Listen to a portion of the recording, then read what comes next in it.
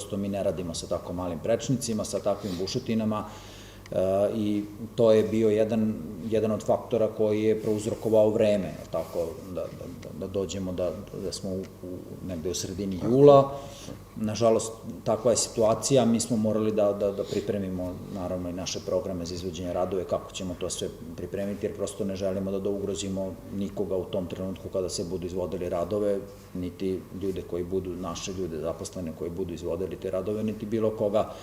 u okolini ili neke objekte i tako dalje. Prosto sama morate imati u vidu samu konfiguraciju terena i same objekte koji se nalaze